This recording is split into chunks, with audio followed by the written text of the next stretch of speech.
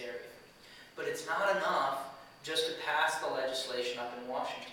We have to make it real back on Main Street, not just in our messaging, but in our substance.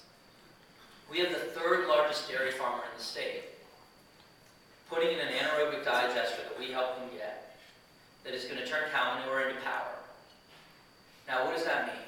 Instead of farmers complaining about whether cap and trade is going to raise or lower their energy bill, we're going to get rid of their energy bill altogether.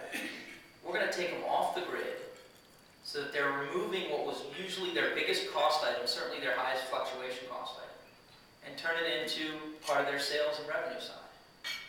And they're going to power the entire town of Chatham with it as well.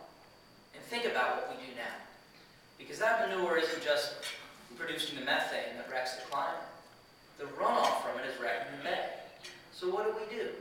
We put on the other approach is we regulate the farmer, which costs them a lot of money. We still get a lot of runoff, and then we pay to clean up the bay. And then milk isn't affordable, so we subsidize milk. So we're paying 3 times to get what? A fairly dirty bay, an annoyed farmer, and milk that's artificially priced. Well, with a $1 million investment, we're going to take them completely off the grid. We're going to be bringing down the price of milk. We're going to be bringing up their revenues, and we're not going to have that going in. We're doing the same thing with our poultry farmers in Cumberland County. In Martinsville, Virginia, which has the highest unemployment in the state, we're taking their landfill and we're capturing the methane, turning it into electricity. So here, in a city full of incredibly poor consumers, we're going to be bringing those utility rates down.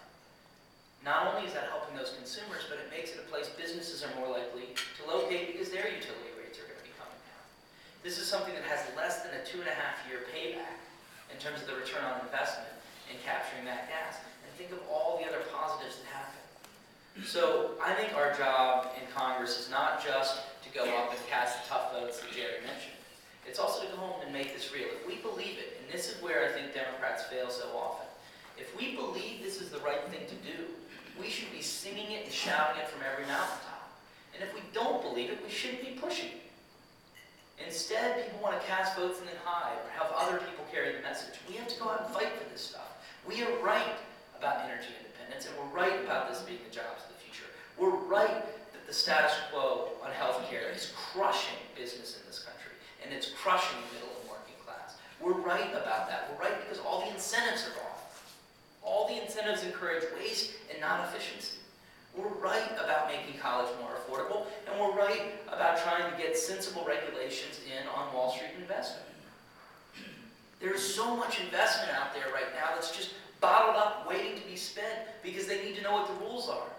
When I talk to folks on Wall Street all the time, not the really bad folks who help get us into the systemic risk, but I'm talking to the everyday folks on Wall Street, they say, look, we just need to know what the rules are going to be, and we'll figure out how to make money.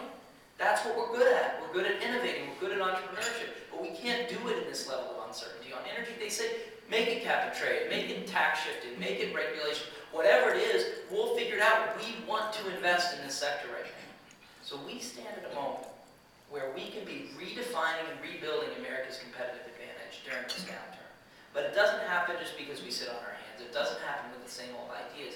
It happens by us stepping up and saying, this is one of those moments.